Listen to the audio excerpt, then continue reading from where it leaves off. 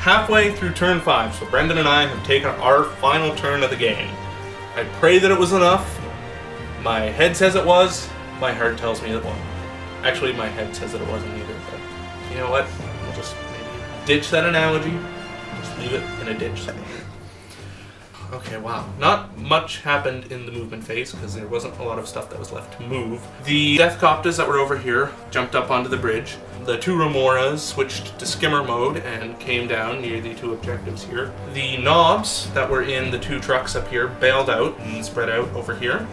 The one truck moved back here and disgorged a squad of boys back near the combat there. That was most of what was going on for movement. The Grots came pouring out of the temple, and the Rhinos swung around and tank shot some Gene Skillers, who I guess were feeling pretty brave today and passed a leadership test and got out of the way. So, that was that. In the shooting phase, the lone surviving human auxiliary used a demolition charge and was successful in taking down a single Wraithguard. While the Orks in the center of the bridge here blew all their shooting at Eldar vehicles and did jack all to it, just absolutely nothing. The Sorcerer tried to shoot the Wave Serpent, that is right there, and also succeeded in doing nothing. Yeah, the shooting wasn't really actually all that eventful. A squad of Gene Sewers was wiped out by the combined fire of the Fire Warriors back there. We exercised what we call the nuclear option, which is the Rock'em Lads asset. One rock went scattering wildly off the board, one landed on top of an Eldar vehicle and a Terminator, destroying them both, and one landed on top of the concentrated Necrons and Tyranids, the two Carnifexes, and it took out 5 Immortals, 2 Wraiths, and 2 Carnifexes. There's also a Destroyer Lord now, although I'm given to understand that he might be getting back up.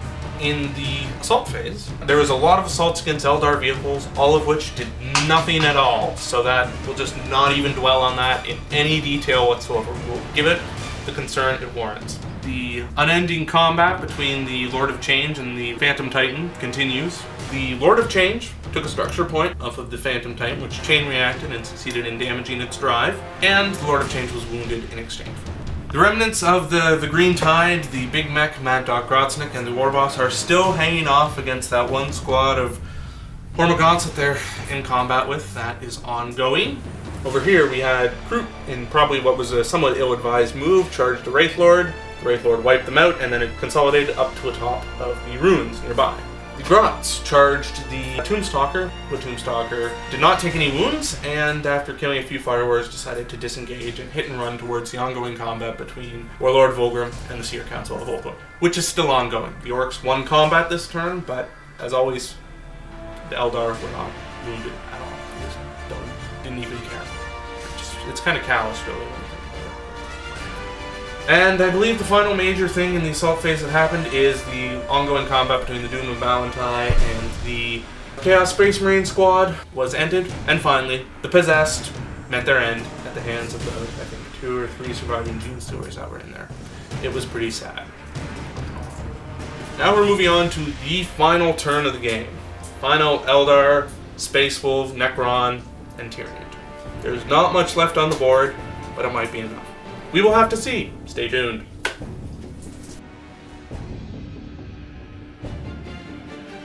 Alright.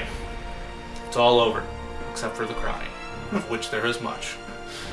So, turn 5 concluded in spectacular style. The only thing that came on was the Swooping Hawks, which attempted to deep strike down on the bridge, scattered, landed on top of the Wraithguard, and were destroyed as a result of a deep strike mishap. One of the Necron Cryptex was able to successfully deep strike over on the bridge as well. So, shooting. There was a lot of it. A lot of desperate shooting. The Death Coptas and the Remora that was here were wiped out by various fire from the Warp Hunter here. The Land Raider in the back shot at the Terminators, which were assaulting it, and were successful in taking them down. There was a lot of shooting directed by the Eldar at the Stealth Devilfish, and after taking shots from several Wraithguard, the Phoenix Bomber, it was finally brought down, although it took a lot of fire and was mostly just immobilized to death.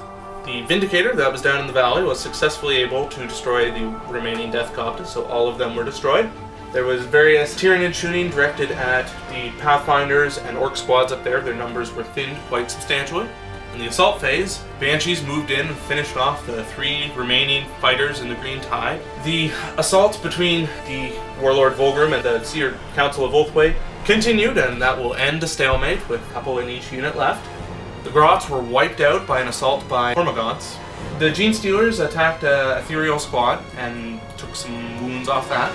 The Wraith over here assaulted into the squad with Lucas the Trickster and the Stormboy Nob, and were successfully able to kill him. Trazen the Infinite and the Wolf Guard assaulted the Demon Lord of Tzeentch, but were not able to do anything to it. The Phantom Titan took another wound off that Demon Prince, and the Demon Prince took another structure point off the Phantom Titan, bringing them down to 4 each, the rivals.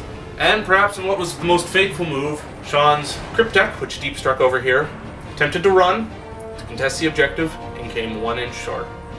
So, after the dust settled, the result was... it was a draw. Each hold 3 objectives apiece because us both taking the asset vital objective. So in the end, we had the western objective here, held by the attacking forces, the central objective, held by the defenders, the eastern objective, which was held by the defenders and was also our vital objective, and then the northeastern objective was held by the attackers, and this was their vital objective, which we did not see coming. Not at all. So, there is a result, 3 points apiece. It's a tie game. So this will have to be resolved in some other manner at a later date. So, we will give you some parting thoughts in a moment, but till then, that is it for this, our 4th quasi-annual Apocalypse game. There will be more once we regain our wits and sanity.